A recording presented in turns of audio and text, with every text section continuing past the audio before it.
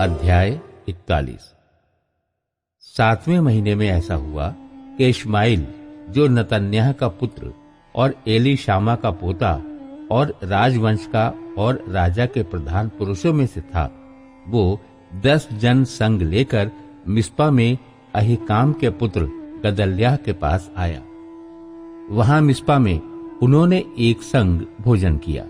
तब नतन्याह के पुत्र इश्माइल और उसके संग के 10 जनों ने उठकर गदल्याह को, जो अहीकाम का पुत्र और शापान का पोता था और जिसे बेबीलोन के राजा ने देश का अधिकारी ठहराया था, उसे तलवार से ऐसा मारा कि वो मर गया। इश्माइल ने गदल्याह के संग जितने यहूदी मिस्पा में थे और जो कसदी योद्धा वहां मिले, उन सबों को मार डाला।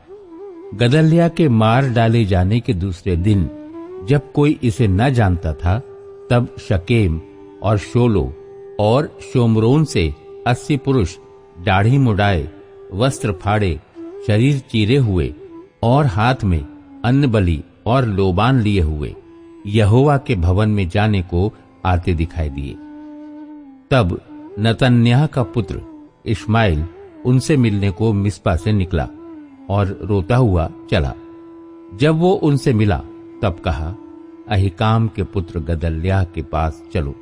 जब वे उस नगर में आए, तब नतन्याह के पुत्र इश्माइल ने अपने संगी जनों समेत उनको घात करके गड़हे में फेंक दिया। परंतु उनमें से 10 मनुष्य इश्माइल से कहने लगे, हमको न मार, क्योंकि हमारे पास मैदान में रखा हुआ गेहूं, जौ, तेल और मधु है। इसलिए उसने उन्हें छोड़ दिया और उनके भाइयों के साथ नहीं मारा। जिस गड्ढे में इश्माइल ने उन लोगों के सब शवों को, जिन्हें उसने गदल्याह के साथ मारा था, फेंक दिया था, ये वही गड्ढा है जिसे आसा राजा ने इजराइल के राजा बाशा के डर के मारे खुदवाया था।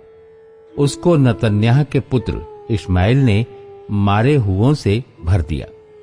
तब जो लोग मिस्पा में बचे हुए थे, अर्थात राजकुमारियां और जितने और लोग मिस्पा में रह गए थे, जिन्हें अंगरक्षकों के प्रधान नबूजरदान ने अहीकाम के पुत्र गदल्याह को सौंप दिया था, उन सबों को नतन्याह का पुत्र इश्माइल बंदी बनाकर अम्मोनियों के पास ले जाने को चला। जब कारेह के पुत्र यूहानान और योद्धाओं के दलों के उन सब प्रधानों ने, जो उसके संग थे, सुना कि नतन्याह के पुत्र इश्माइल ने ये सब बुराई की है, तब वे सब जनों को लेकर नतन्याह के पुत्र इश्माइल से लड़ने को निकले और उसको उस बड़े जलाशय के पास पाया जो गिबोन में है। कारेह के पुत्र यूहानान को और दलों के सब प्रधानों को देखकर, जो उसके संग थे, इश्माइल के साथ जो लोग थे, वे सब आनंदित हुए।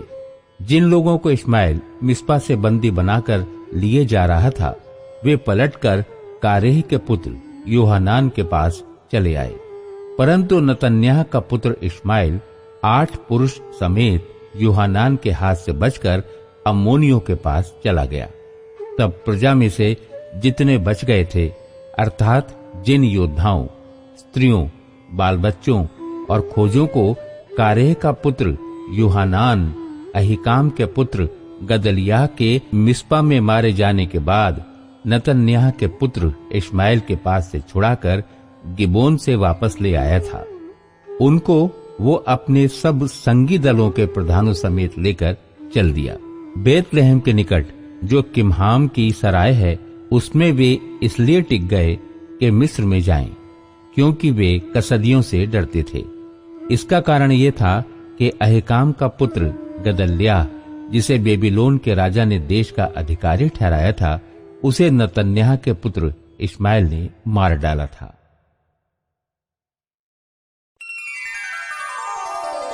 यिर्मयाह से प्रार्थना करने का निवेदन।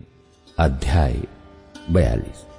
तब कारोह का पुत्र यूहानान, होशियाह का पुत्र याजन्याह, दलों के सब प्रधान और छोटे से लेकर बड़े तक सब लोग यिर्मयाह भविष्यद्वक्ता के निकट आकर कहने लगे, हमारी विनती ग्रहण करके अपने परमेश्वर यहोवा से हम सब बचे हुओं के लिए प्रार्थना कर, क्योंकि तू अपनी आंखों से देख रहा है कि हम जो पहले बहुत थे अब थोड़े ही बच गए हैं।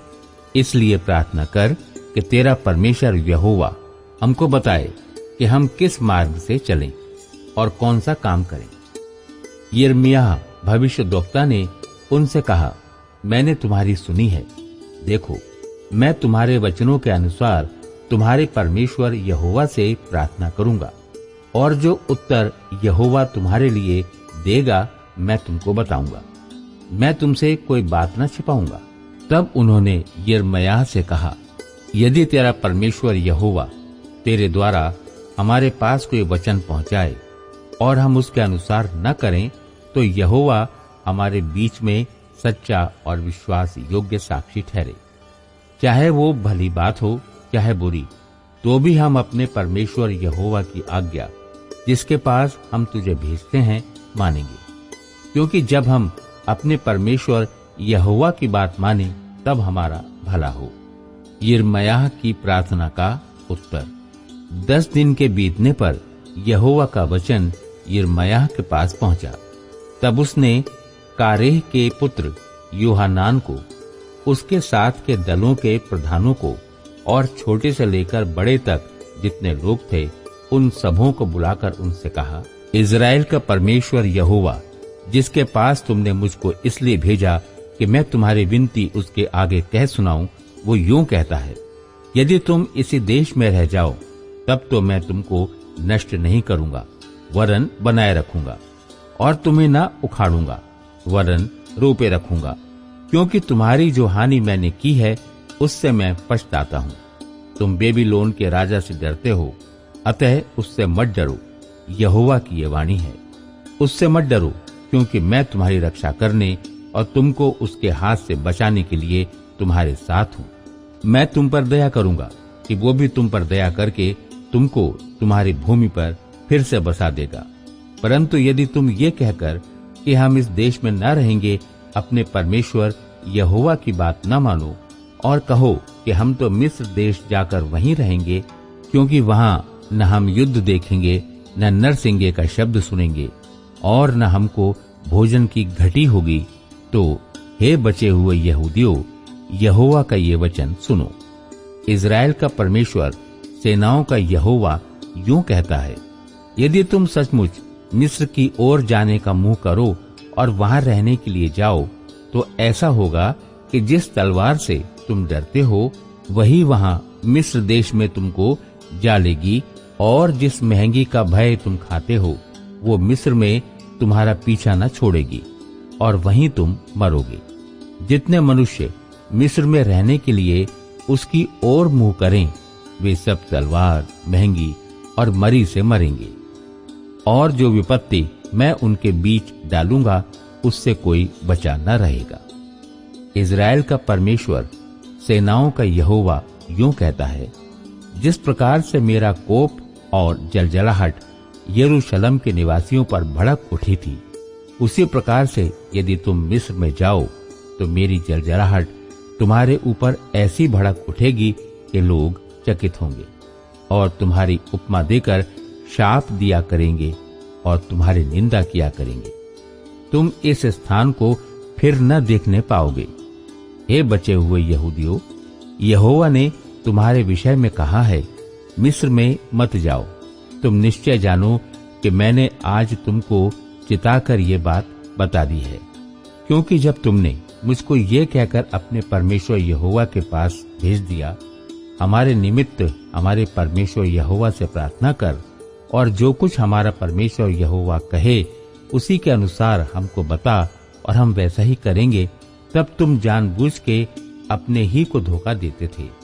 देखो, मैं आज तुमको बताए देता हूँ, परंतु और जो कुछ तुम्हारे परमेश्वर यहोवा ने तुमसे कहने के लिए मुझको भेजा है, उसमें से तुम कोई बात नहीं मानते।